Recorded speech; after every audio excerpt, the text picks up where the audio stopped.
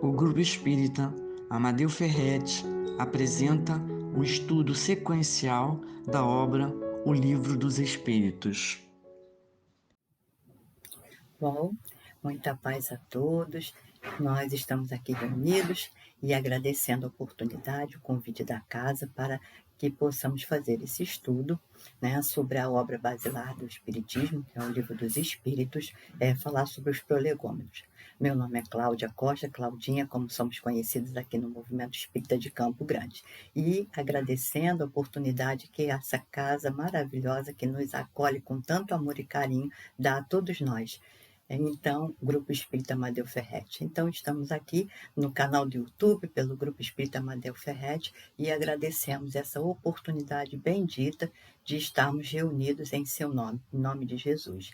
Mas antes de nós começarmos o nosso estudo, nós vamos fazer a nossa prece inicial. Vamos então mantendo os nossos pensamentos voltados a Jesus, o nosso irmão maior, à espiritualidade boa e amiga, e antes de tudo a Deus, nosso Pai, que nos dá todas essas oportunidades. Agradecemos, Senhor, por estarmos aqui reunidos em seu nome.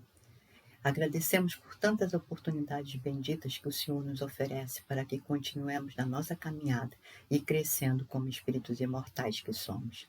Pedimos, Senhor, que envolva todos os nossos irmãos, encarnados e desencarnados, e que nós possamos, a cada dia, estar amparados através das nossas atitudes de mudança, de realmente de despertamento do ser. Então, que nós possamos ir aprendendo as lições que nos são ofertadas e que possamos aprender com elas e ir nos melhorando dia a dia. Muito obrigada, Senhor, por tudo. Que o Senhor possa estar sempre conosco. Graças a Deus. Vamos, então, ao nosso estudo desse momento, em que nós vamos falar dos prolegômenos, né? O estudo no canal do YouTube do Grupo Espírita Amadeu Ferretti está inaugurando, né, o Livro dos Espíritos, os estudos baseados no Livro dos Espíritos. Então, foi começado com a introdução e agora a gente vai dar continuidade com os prolegômenos, né? A introdução foi toda a explicação que Kardec fez para nós, né, da doutrina espírita, do seu surgimento, das suas comunicações, de toda a sua obra, toda esta obra da doutrina espírita, né? E os prolegômenos já é uma passagem em que são os espíritos que colocam para nós, né, o que é o Livro dos Espíritos.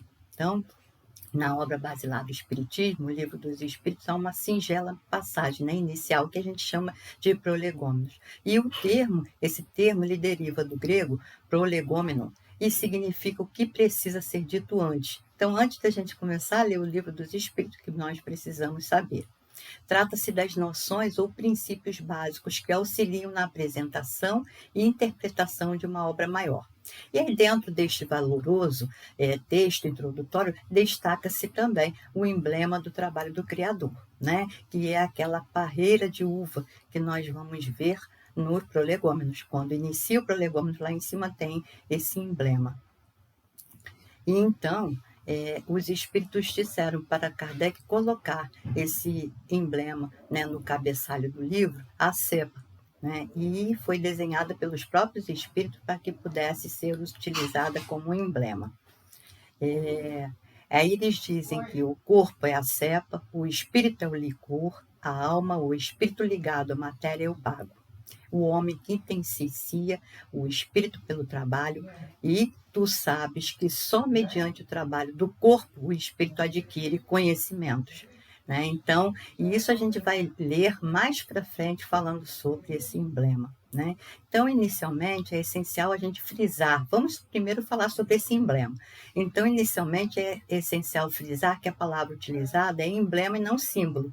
Tal palavra vem do grego, né, que é emblema, algo para se inserir dentro. Então, ou então um ornamento sobre os que é usado sobre os vasos. E aí se refere ao sinal distintivo ou ilustração que auxilia no entendimento e a fixação de uma composição moral. Ter ou não uma ilustração, ela representa a diferença entre o emblema e outras peças morais, tais como os provérbios, os ditos e expressões sapienciais, né? Ademais, no emblema, texto e figura se auxiliam na compreensão global do assunto. Então, diferentemente do símbolo, que é uma ilustração, mas que não precisa estar necessariamente vinculado a alguma informação ou conteúdo moral. Então, esse é o emblema utilizado pela doutrina espírita, dada pelos espíritos para que nós utilizássemos, né, como sendo a videira. O emblema, né, do trabalho, que seria a representação do trabalho do Criador, é a videira, e alguns, né, comentários podem ser feitos sobre a questão. A videira, ela apresenta algumas características que são muito interessantes, que é sobre superação, resiliência, capacidade de frutificação e expansão, que merecem atenção e reflexão. Para produzir bons vinhos, a videira, muitas vezes, ela dá muito mais uvas, né, quando ela é plantada num solo parco, e num solo que ela tem que aprofundar cada vez mais as suas raízes para que procure, então, a essência dos seus alimentos no solo. Então, muitas dessas regiões de vinhos, né, elas costumam ser em áreas com solos parcos, pobres, né, o que obriga a videira a desenvolver raízes mais profundas. Em outras palavras, dificuldades, elas configuram um caminho para a planta se desenvolver de modo a potencializar seus resultados com excelência. Então, aqui já vamos entender por que essa videira, né, passa a ser o símbolo de trabalho do Criador, porque nós temos que aprofundar as nossas raízes no conhecimento, no entendimento, para que nós possamos também ir em direção a Deus, aprofundando cada vez mais essa busca do Criador no interior, né, profundo, e aí para suprir os nossos nutrientes necessários para a nossa vida. Outra maneira possível de contemplar o sistema radicular é vinculá-lo à educação moral da infância devido ao período inicial de formação do indivíduo, né? Então, outro fato sobre a videira é sua capacidade de adaptar às condições climáticas extremas e a sua velocidade de regeneração, floração e frutificação. Então, em regiões que são onde há muitas vinícolas, ela tem a gente vê uma nítida percepção de diferentes cenários conforme as estações e épocas do ano. E aí vale destacar que, tradicionalmente, a cultura vem de regiões de clima temperado e a capacidade de resiliência e superação das dificuldades é notória. Então, pode-se dizer que a videira ela vence a neve, o deserto, as intempéries ambientais para frutificar com louvor a missão da planta.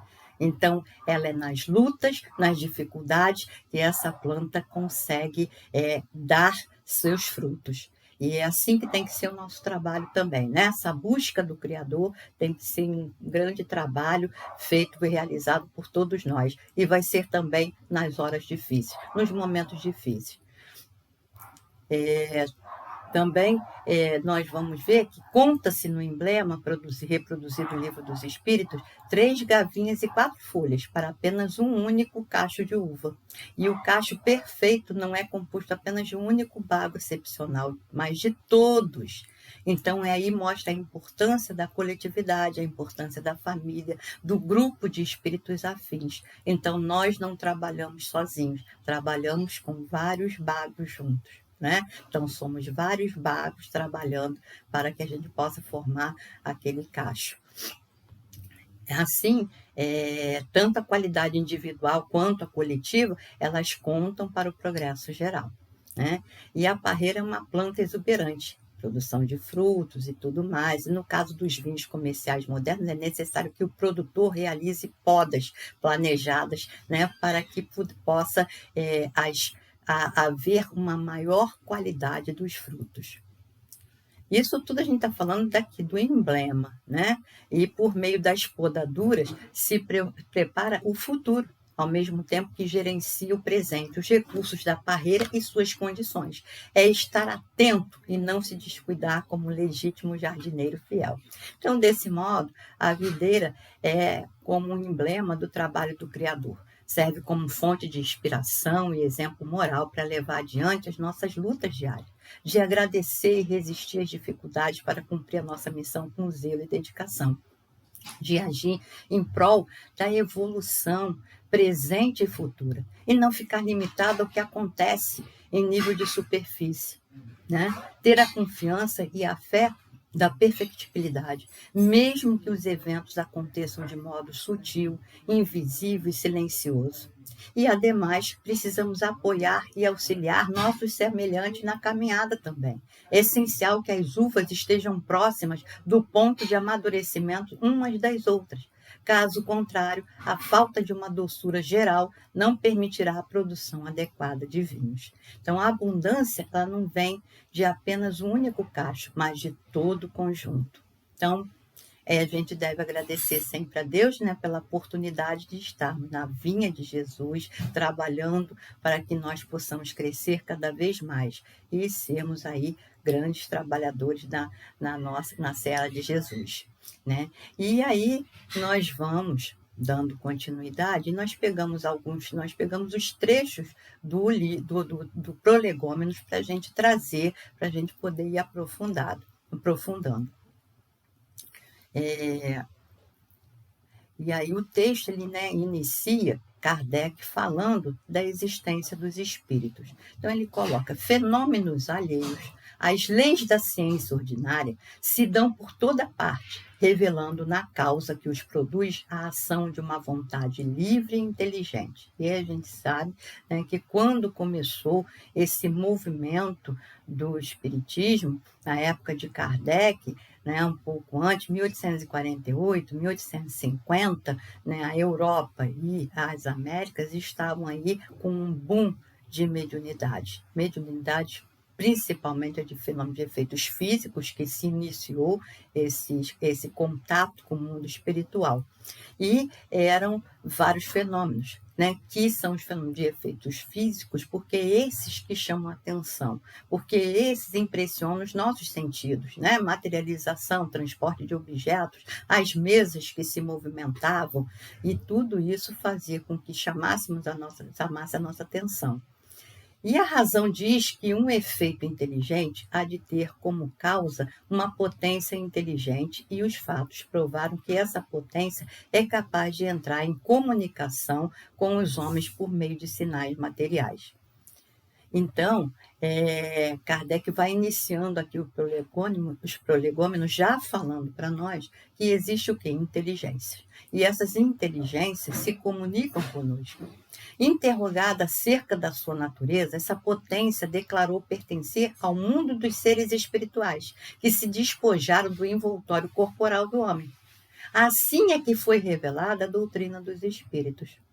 As comunicações entre o mundo espírita e o mundo corpóreo estão na ordem natural das coisas e não constituem fato sobrenatural, tanto que de tais comunicações se acham vestígio em todos os povos e em todas as épocas. Hoje se generalizam e tornaram patentes a todos. Então nós vamos vendo que os fenômenos espirituais eles sempre aconteceram, né? Principalmente as manifestações dos espíritos, eles sempre aconteceram, desde que nós, seres humanos, estamos encarnados na Terra.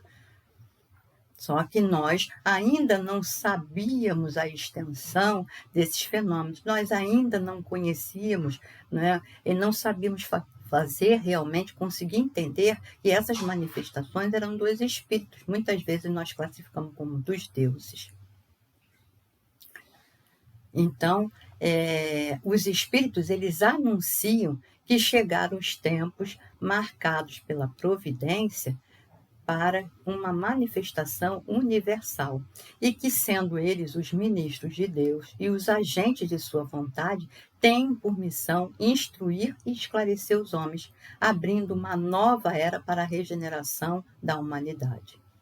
E foi um grande socorro do alto para nós. Nós estávamos com o nosso intelecto, e estamos sempre com o nosso intelecto muito mais à frente, mas a nossa moralidade estava necessitando do amparo espiritual. Então, este livro é o repositório de seus ensinos, os ensinos dos espíritos. Foi escrito por ordem e mediante ditado de espíritos superiores para estabelecer os fundamentos de uma filosofia racional, isenta dos preconceitos do espírito de sistema. Nada contém que não seja a expressão do pensamento deles e que não tenha sido por eles examinado. Só a ordem e a distribuição metódica das matérias, assim como as notas e a forma de algumas partes da redação, constituem obra daquele que recebeu a missão de os publicar. Então, aqui Kardec coloca bem claramente a sua tarefa. Não as comunicações, as mensagens, os ensinamentos trazidos pelos espíritos não são dele, Kardec. Né? Então, toda a filosofia trazida pelos espíritos não são produção de Kardec. Kardec é o codificador da doutrina. Então, a sua missão seria de organizar, né? De colocar num código legível para que todos nós pudéssemos entender. Prolegômenos, portanto, é uma parte elucidativa mediante a qual afirma-se que o número de espíritos que trabalharam nos ensinos, muitos viveram em diferentes épocas na Terra, onde deixaram, então, exemplo de virtude e sabedoria, como falamos. Outros não têm seus nomes conhecidos na história, mas sua elevação é atestada pela pureza da doutrina, pela união em torno do ensino maior, pela sua moralização. Né? O meio como os ensinos foram obtidos. O que o professor Rivaio, mais tarde Allan Kardec, deduziu deles, ordenando o conhecimento em base lógica, qual a sua parte na elaboração do Livro dos Espíritos, que essa é a parte que o professor Rivaio se coloca, que ele elaborou, foi isso. Né? As recomendações para que o trabalho atinja seu objetivo maior.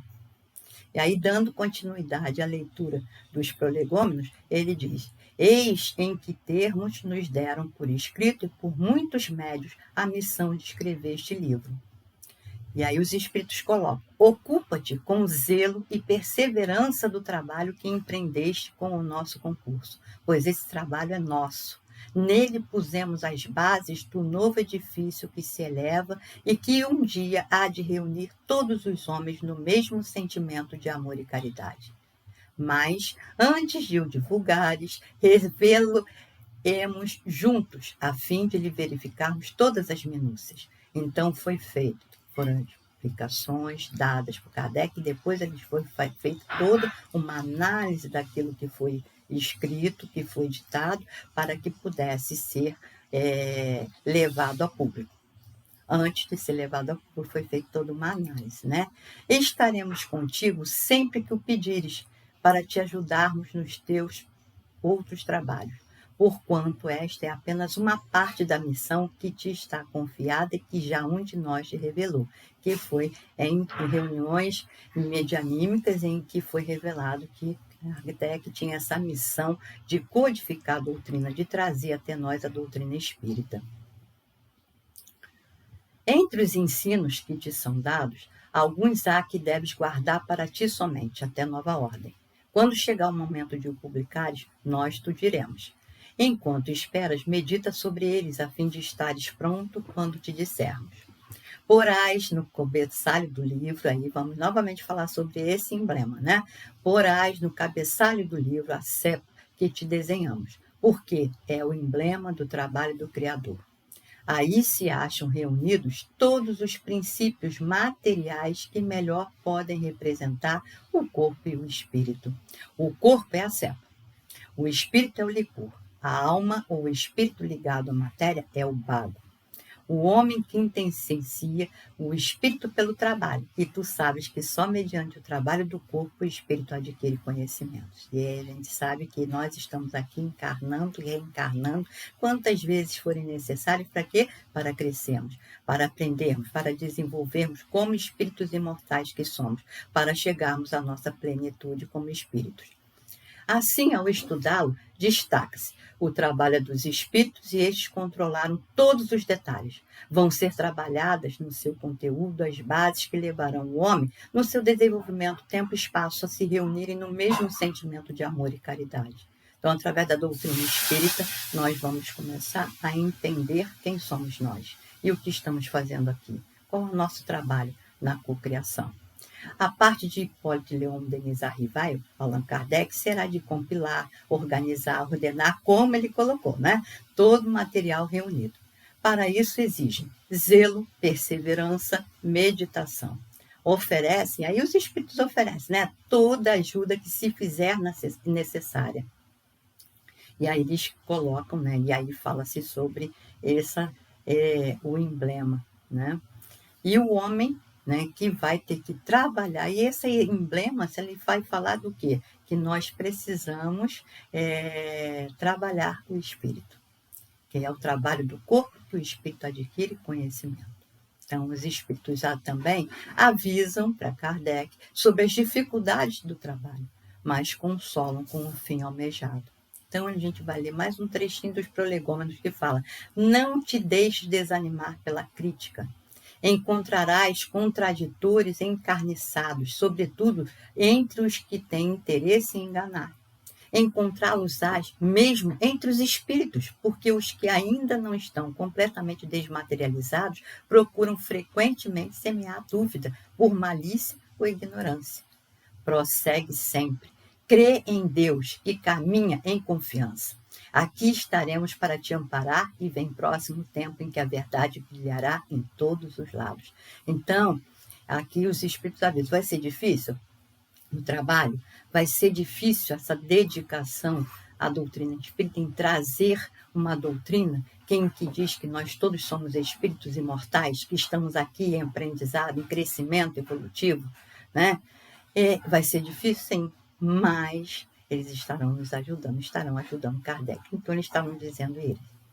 A vaidade de certos homens que julgam saber tudo e tudo querem explicar a seu modo dará nascimento a opiniões dissidentes. Mas todos os que tiverem em vista o grande princípio de Jesus se fundirão num só sentimento, o do amor do bem, e se unirão por um laço fraterno que envolverá o mundo inteiro. Estes deixarão de lado as miseráveis questões de palavras para só se ocuparem com o que é essencial. E a doutrina será sempre a mesma, quanto ao fundo, para todos os que receberem comunicações de espíritos superiores. Com perseverança que chegarás a colher os frutos de teus trabalhos. O prazer que experimentarás vendo a doutrina propagar-se e bem compreendida será uma recompensa, cujo valor integral conhecerás, talvez mais no futuro do que no presente. E é o que a gente está vendo, né? Quantos séculos nós estamos aqui, graças a Deus, aliás, mais de 160 anos, estudando o Livro dos Espíritos para entender essa doutrina, né? E a gente conseguir introjetar essa doutrina em nós. Não te inquietes, pois, com os espinhos e as pedras que os incrédulos ou os maus acumularão no teu caminho. Conserva a confiança, com ela chegarás ao fim e merecerás ser sempre ajudado. Então, todos aqueles de nós que estamos dispostos a contribuir para o bem, né, da humanidade, que estamos dispostos a um trabalho de amor ao próximo, estaremos sendo merecedores da ajuda. Lembra-te de que os espíritos bons só dispensam assistência aos que servem a Deus com humildade e desinteresse, e que repudiam a todo aquele que busca na senda do céu um degrau para conquistar as coisas da terra. Eles se afastam do orgulhoso e do ambicioso. O orgulho e a ambição serão sempre uma barreira erguida entre o homem e Deus. São um véu lançado sobre as claridades celestes, e Deus não pode servir-se do cego para fazer compreensível a luz. Então, os espíritos colocam, né, que na perseverança exigida frente aos espinhos encontrados, que Kardec não se inquietasse. Né? Fazer o melhor com confiança e o alvo será atingido. A doutrina, ela se propagará, e a satisfação de vê-la espalhar-se reserva-se ao futuro mais do que no presente. Então, está avisando a Kardec. Não vai ser agora, nesse momento em que a doutrina está sendo codificada e está sendo divulgada, que vamos ter os resultados, mas mais para frente. Humildade e desinteresse, né, são as condições básicas para a assistência dos bons espíritos. E aqueles que não tiverem essa humildade e o desinteresse, não quererem ganhar nada em troca, é que vão ser assistidos pelos bons espíritos. Não fazer, isso eu achei fantástica essa frase, não fazer do caminho do céu de degrau para as coisas da terra. Não querer ganhar com esse conhecimento, não querer ganhar bens materiais, não querer ganhar as coisas da terra. Até porque nós não somos daqui, né? Nós somos espíritos imortais, então que retornaremos ao mundo espiritual. Então, o que nos interessa é esse crescimento que cada um de nós almeja. Orgulho e ambição, a barreira entre o homem e Deus. Afastamento dos amigos espirituais. Então, o orgulho, a ambição é que nos afasta dos amigos espirituais, dos bons espíritos que nos assessoram sempre quando nós abrimos essa comunicabilidade através das nossas atitudes no bem. Não é possível servir-se de um cego para compreender a luz, onde o fim bom tem que usar de meios igualmente elevados.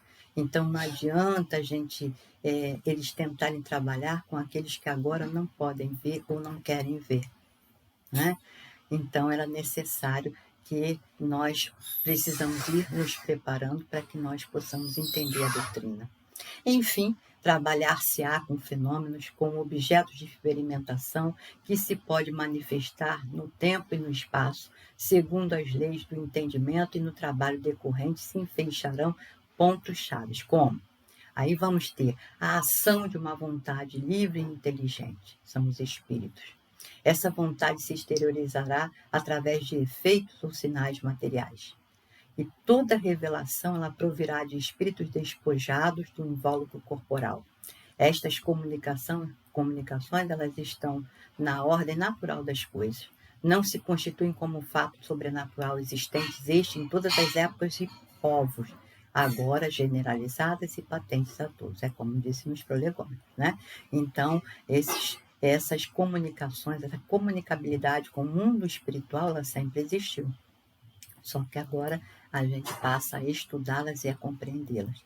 Esses ensinamentos, eles vão ter a característica pela universalidade do ensino e jamais por uma opinião isolada. Então, a doutrina espírita, ela é dada pelos espíritos em comum acordo, né? Quis Deus que a nova revelação, e aqui a gente encontrou em O Evangelho segundo o Espiritismo, na introdução, quis Deus que a nova revelação ela chegasse aos homens por mais rápido caminho e mais autêntico. Incumbiu, pois, os espíritos de levá-la de um polo ao outro, manifestando-se por toda parte, sem conferir a ninguém o privilégio de lhes ouvir a palavra. Um homem pode ser ludibriado, pode enganar-se a si mesmo. Já não será assim quando milhões de criaturas vêm e ouvem a mesma coisa. Então, quando todos os espíritos se comunicam através de diversos médios em diversos lugares do planeta, nós vamos ter uma universalidade de conhecimento. Então, é isso que caracteriza a doutrina espírita. Ao demais, pode fazer-se que desapareça um homem, mas não se pode fazer que desapareçam as coletividades. Podem queimar-se os livros, mas não se podem queimar os espíritos, né? E são, pois, os próprios espíritos que fazem a propagação com auxílio dos inúmeros médios, que também eles, os espíritos, vão suscitando em todos os lados. O primeiro exame comprovativo é, pois, sem contradito, da razão, ao qual cumpre se submeta sem exceção tudo que venha dos espíritos. Então, Kardec, mesmo vindo dos espíritos, Kardec sempre comprovou através da razão, né, do bom senso, utilizando o bom senso, né, se aquilo era verdade. Fazia toda uma comparação com conhecimento e explicações dadas por outros tantos espíritos para poder ver se era verdade, se um estava de acordo com o outro. Esse trabalho tem caráter universal e visa instruir e esclarecer, abrindo pelo trabalho que gerará em cada um no sentido de uma renovação, de sua renovação moral. E nova era, ou seja, a renovação da humanidade. E precisava que fosse verdade, né? A doutrina espírita tem que ser baseada na verdade. A filosofia racional controla nos ensinos isenta dos preconceitos do espírito de sistema, conclama a posições morais reais sobre os quais não há como divergir ou contestar. E a Hipólito competia recolher, organizar, distribuir metodicamente as matérias, encadeá-las na sequência lógica, bem como cuidar das notas explicativas de alguns comentários, da forma, enfim, das partes do todo, né? E aí, a doutrina foi, então, baseada e sempre foi chamada a atenção para que sempre fosse a verdade, né? Que aquilo que não fosse verdade, que não fosse aceito. Então, que era preferível, inclusive, que não se aceitasse 10 verdades do que aceitar uma única mentira. Então, a doutrina espírita traz aqueles ensinamentos que os espíritos trouxeram para nós, para que nós pudéssemos nos entender como espíritos imortais que somos. E agora, assim, só para terminar, né, Kardec coloca para nós que várias vezes foram feitas perguntas sobre como ele tinha adquirido essas comunicações, né, como foram feitas, e aí ele coloca assim num resumo para poder explicar. E aí ele diz que é uma grande gratidão ele explicar agora. Então, como explicamos, as comunicações por meio de batidas, outrora chamadas tipologia, são muito lentas e muito incompletas para um trabalho de fôlego. Por isso, tal recurso jamais foi utilizado na obra da codificação, quando começa, né, toda essa obra. Tudo foi obtido pela escrita, por intermédio de diversos médios psicógrafos. Nós mesmos preparamos as perguntas e coordenamos o conjunto da obra. Então, aqui Kardec colocando para nós.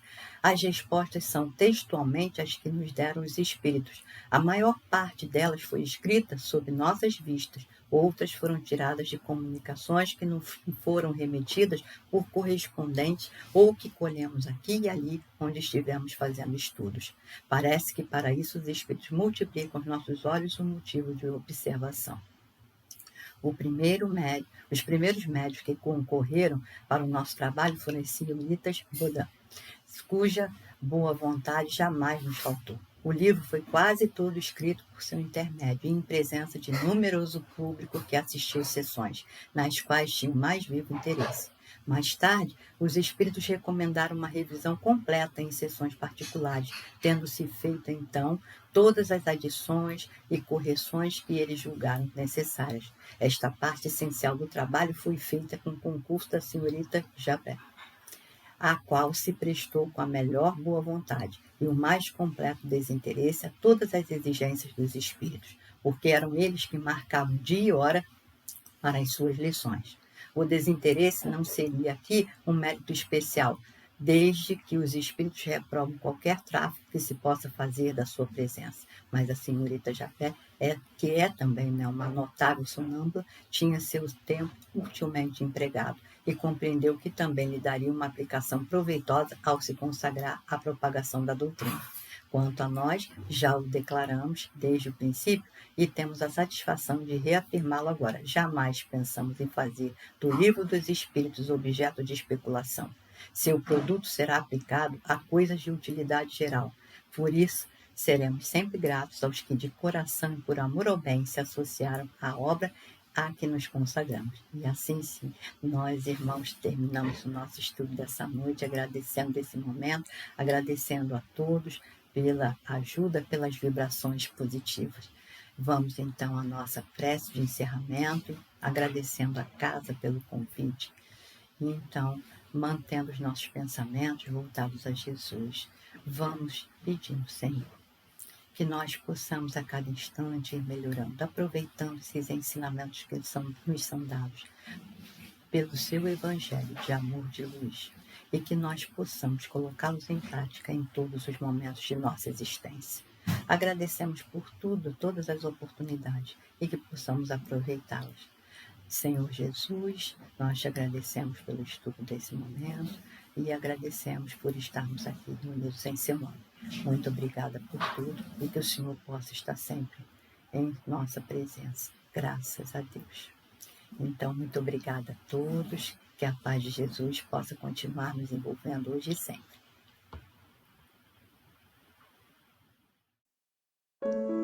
Convidamos a todos para assistirem à nossa próxima palestra. Aguardamos vocês!